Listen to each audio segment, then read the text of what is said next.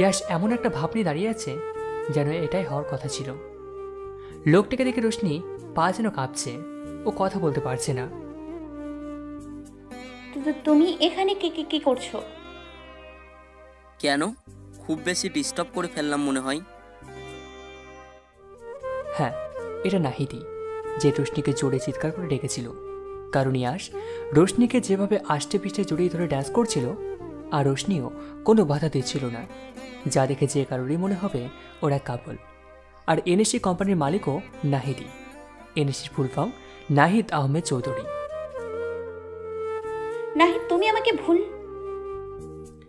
রোশনির কথা শেষ হওয়ার আগে নাহিদ হাত দেখিয়ে ওকে চুপ হতে বলে। তারপর নাহিদ রোশনির সামনে গিয়ে বলল, কি বলবে যে আমি ভুল বুঝছি তোমাকে, তাই তো? নাহিদের কথার মাঝখানে রোশনি ওর হাত জোড়ে নিচের হাতে মুঠিবদ্ধ করে বলল, বিশ্বাস করো নাহিদ, আমি ইচ্ছে করে কিছু করিনি। এই লোকটা আমার সাথে। রোশনি আর বলতে পারল না। তার আগে নাহিদ ওর হাতটা ঝাড়া দিয়ে ওর থেকে সরিয়ে নিল। আচ্ছা ঠিক আছে, একবারের জন্য তোমার কথা মনে নেই, তাহলে কিন্তু অনেক প্রশ্ন রয়ে যাবে। আচ্ছা মানলাম এই লোকটা তোমার সাথে ফর্স করছিল, কিন্তু তুমি কেন প্রতিবাদ করলে না? কেন সরে আসলে না? আমি জানো তো, এবার আমার কাছে সবকিছু পানির মতো পরিষ্কার যে তুমি আমাদের এত বড় বিজনেস রেখে অন্য জায়গায় জব করো। রোশনি প্রশ্নাক্ত চোখে নাহিদের দিকে তাকিয়ে আছে। নাহিদ আবার বলা শুরু করলো, আমাদের অফিসে কাজ করলে তো নিজের প্রেমিকের সাথে দেখা করতে পারবে না, আর হয়তো তুমি ভেবেছিলে যে নিজের মামার বিজনেসে কাজ করলে তো টাকা পাওয়া যাবে না, তাই তো? আর একটা কথা ক্লিয়ার হয়ে গেল যে তুমি কেন ওই দিন বাবার বিয়ের কথা জিজ্ঞাসা করায় কিছু না বলে ওখান থেকে উঠে চলে এসেছিলে। আর কেন তুমি সবসময় আমার ভালোবাসার কথা বললে আমাকে ইগনোর করতে, কারণ তোমার আগে থেকে একটা প্রেমিক আছে, তাই না? আচ্ছা তুমি আমাকে একটিবার বলেও তো দেখতে পারতে, কখনো তোমাকে কোনো কিছুর অভাব অনুভব করতে দিয়েছি? বললেই পারতে তুমি আমাকে ভালোবাসো না, অন্য কাউকে বাসো, তোমাকে কখনোই বিরক্ত করতাম না। রোশনি চোখ টিপ দিয়ে টপ টপ করে পানি পড়ে যাচ্ছে। ও নির্বাক হয়ে নাহিদের কথাগুলো শুনছে। কি বলবে বা কি বলা উচিত তাই কিছুই বুঝতে পারছে না সে। উফ, এরা এত ড্রামাটিক কেন? এত ইমোশন আসে কোথা থেকে? Just disgusting. নাহিদ নিজে চোখের কোণের পানি হাতের বুড়া আঙুল দিয়ে মুছে নিয়ে বলল, sorry of disturbing you and bye. আর রোশনি, আমি বাবাকে বলে দেবো যে তোমার আর আমার বিয়ের ব্যাপারটা নিয়ে আর না ভাবতে।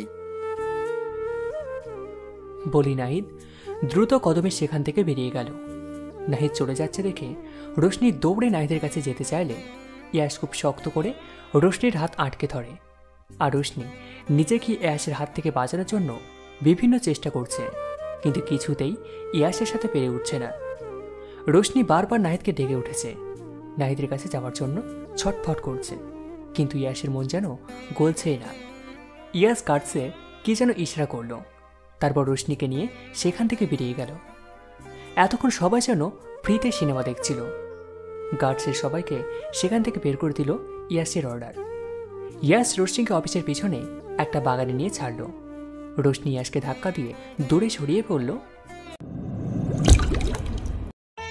কি চান আপনি আমার থেকে? কি ক্ষতি করেছি আমি আপনার? কেন করছেন আমার সাথে এমন? রোশনির এই ছটফটানো দেখে ইয়াস যেন এক পৈশাচিক আনন্দ পেয়ে ইয়াস এক বাঁকা হাসি দিয়ে রোশনির বাহু ধরে ওকে কাছে নিয়ে এসে বলল, বেবি, তোমার না আইকিউ লেভেলটা খুবই লো, সব কিছু খুব তাড়াতাড়ি ভুলে যাও। মানে? এত তাড়াতাড়ি ভুলে গেলে?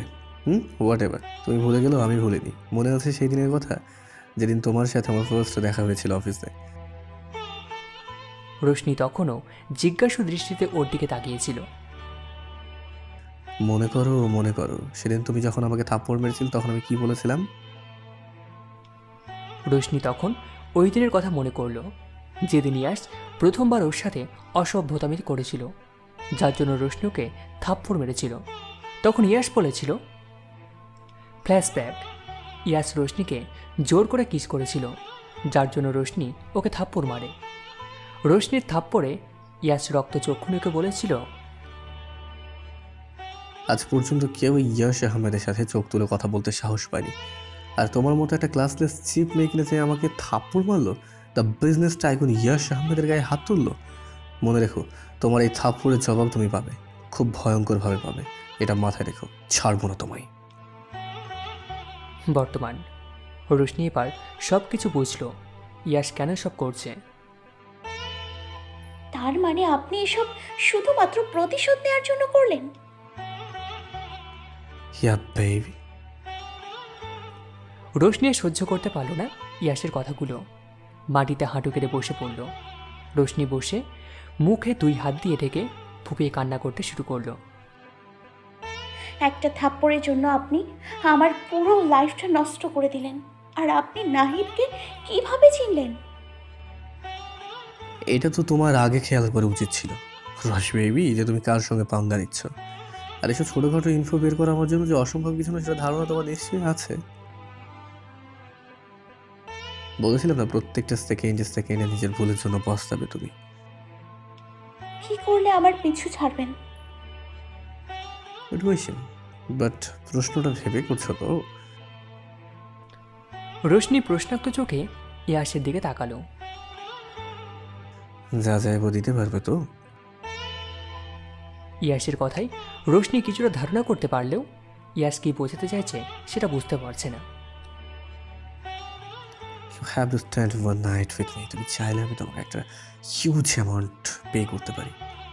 আরও একটা অপশন আছে, তুমি যদি চাও আমি তোমাকে বিয়েও করতে পারি, বাট বিয়ের পর তুমি শুধু আমার বিয়ে করার রক্ষিত হয়ে থাকবে, আর 1-2 বছর পর আমরা ডিভোর্স নিয়ে নেবো। দেন তোমার সব দায়িত্ব উঠতে আমি রাজি আছি। কি বলো, বেল পায় না? ইয়াস কথা শেষ করতে পারল না, তার আগেই খুব তীব্র গতিতে একটা হাত এসে ওর গালে পড়ল। এতক্ষণ রোশনি অবাক দৃষ্টিতে ওর কথাগুলো শুনছিল। ইয়াসের কথাগুলো ওর গায়ে যেন সূচের মতো চুপতে পুরো মাথা থেকে ঘৃণায় পেরে যাচ্ছে। আর সহ্য করতে না পেরে ইয়াসের গালে ঠাস করে একটা থাপ্পড় বসিয়ে দিল। ইয়াস চোখ বন্ধ করে ও রাগটা কন্ট্রোল করার চেষ্টা করছে, কিন্তু ইয়াস তো ইয়াসই। ইয়াস রোশনিকে হুঙ্কার দিয়ে উঠল, কিন্তু তার আগে রোশনি ইয়াসের কলার ধরে দ্বিগুণ জোরে হুঙ্কার দিয়ে উঠল। কি ভেবেছিস কি তুই নিজেকে? হ্যাঁ, তোর অনেক টাকা আছে তাই না? সেই টাকার অহংকার দেখাস, কিন্তু শুনে রাখ, তোর এই টাকার কোনো মূল্য নেই আমার কাছে। আমি কখনোই টাকার জন্য জব করিনি। মামু আর নাহিদ আমাকে অনেক ভালোবাসে, কখনো আমাকে মা বাবার অভাব বুঝতে দেয়নি, কিন্তু আমি সবসময় নিজের দায়িত্বে নিজে উঠতে চেয়েছি, তাই আমি জব করছি। রোশনি একদমে কথাগুলো বলে ইয়াসের কলার ছেড়ে দিয়ে ওকে ধাক্কা দিয়ে দূরে সরিয়ে দিল। ইয়াস অবাক হয়ে রোশনির কথাগুলো শুনছিল। রোশনি আবার বলল, আমি কালকে সকালে রেজিগনেশন লেটার পাঠিয়ে দিব। রোশনি কথাটা শান্তভাবে বললেও ইয়াসের বুকে যেন অনেক বড় একটা পাথর আঘাত করছে, যেমন কেউ ওর দিকে একটা বড় বরফের টুকরো ছুঁড়ে মারছে, যেটা খুব শীতল, কিন্তু এর আঘাত মারাত্মক। রোশনি ইয়াসকে পাশ কাটিয়ে সেখান থেকে চলে গেল, আর ইয়াস আটকাতে গিয়েও পারল না। রাত 3:15 খাটের সাথে হেলান দিয়ে মাটিতে বসে আছে রোশনি। চোখগুলো ভীষণ ক্লান্ত, কিন্তু একটু ঘুম নেই চোখে। চোখটা বন্ধ করলেই যেন আজকের ঘটনাগুলো বারবার রিপিট হচ্ছে। রাগ, কষ্ট, ঘৃণা, এই 3টে জিনিস যেন ওকে পুড়িয়ে ছাই করে দিচ্ছে বুকের ভিতর। বুক ফেটে যাচ্ছে, কিন্তু চোখে একটু পানি নেই, যা আছে তার আগের আগুন। রোশনি এসব ভাবছিল, হঠাৎ দরজায় কে যেন নক করলো। রাগীভাবে বলল, খোলা আছে। রোশনির কণ্ঠস্বর শুনে দরজার ওপাশের লোকটা ভিতরে প্রবেশ করল। লাইট অন করে রুমটা দেখে পুরো প্রায় অবাক হয়ে গেল। সবসময় সুন্দর করে গুছিয়ে থাকা রুমটার আজ এই অবস্থা। রোশনি সবসময় রুমটা পরিষ্কার পরিচ্ছন্ন করে গুছিয়ে রাখত, আর আজ রুমের সব জিনিসপত্রগুলোকে খুব নির্মমভাবে ভাঙচুর করে রাখা হয়েছে, সেটা বোঝাই যাচ্ছে। আর রুমের এক কোণায় পড়ে আছে ইয়াসের দেওয়া ওই গ্রে কালারের গাউনটাকে খুব বিশ্রীভাবে ছিঁড়ে ফেলে রাখা হয়েছে। এগুলো ভাবতে ভাবতে লোকটা চোখ গেল রোশনির দিকে। এক হাঁটু ভাঁজ করে তার উপর হাত রেখে চোখ মুখ শক্ত করে বসে আছে রোশনি। এক ধ্যানে পায়ের দিকে গম্ভীর মুখ নিয়ে তাকিয়ে আছে। আজকের ঘটনাটা যেন কোনোভাবে মেনে নিতে পারছে না ও। লোকটা গিয়ে রোশনির পাশে বসলো। রোশনি মুখ তুলে দেখলো নাহিদ এসেছে, হাতে খাবারের প্লেট নিয়ে। কিছু খাওনি তাই না? খেয়ে নাও। আমি কিছু বলছি, এখন কি আমার সাথে কথাও বলবে না? খাওয়ার মুড নেই। কেন নেই? ও, বুঝতে পেরেছি, তুমি চাচ্ছ আমি না খেয়ে থাকি, তাই তো? নাহিদের কথায় রোশনি জিজ্ঞাসু দৃষ্টিতে নাহিদের দিকে তাকায়। নাহিদ হালকা হেসে বলল, তুমি জানো না, তুমি না খেলে আমি কখনো খেতে পারি না। নাহিদের কথায় রোশনির কিছুটা অবাক লাগলেও এত কিছুর পরও কিভাবে নাহিদ এতটা স্বাভাবিকভাবে কথা বলছে। কি হলো, এইভাবে কি দেখছো? কিভাবে পারো নাহিদ? হয়তো ভালোবাসি বলে। রোশনিয়া নিজেকে ধরে রাখতে পারল না, নাহিদকে জড়িয়ে ধরে কেঁদে দিল।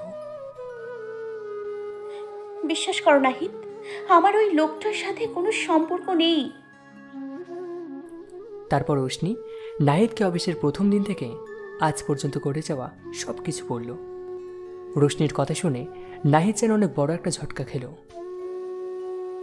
কত বড় শয়তান লোকটা!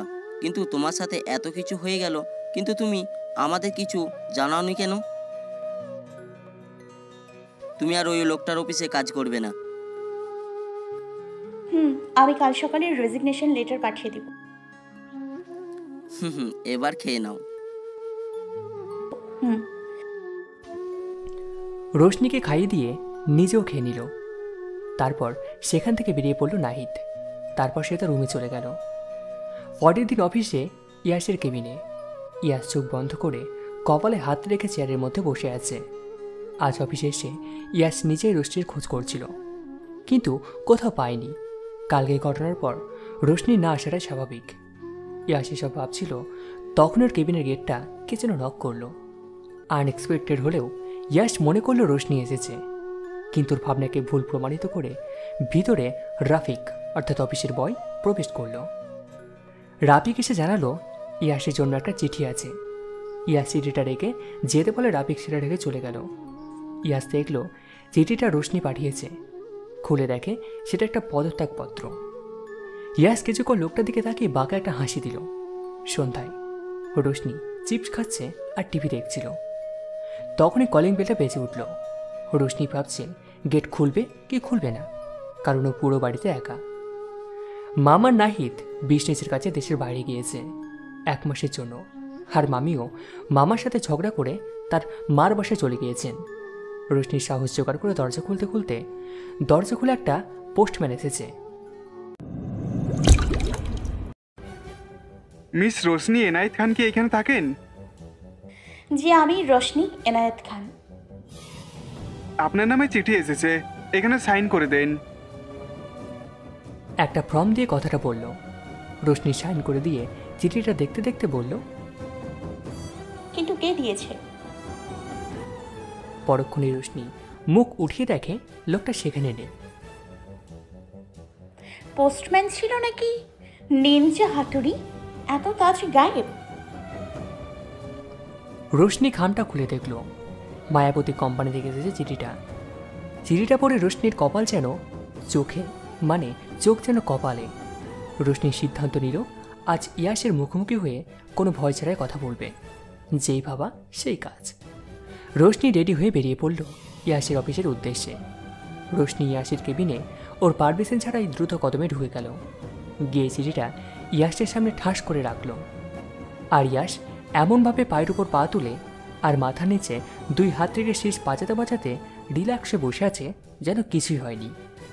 ইয়াস নিজের হাতের ঘড়ির দিকে একবার তাকিয়ে তারপর আবার রোশনির দিকে তাকিয়ে বলল, হ্যালো গাইস, ভিডিওটি ভালো লাগলে একটু লাইক করে দিও আর অবশ্যই কমেন্ট করে জানাও ভিডিওটি তোমাদের কেমন লেগেছে।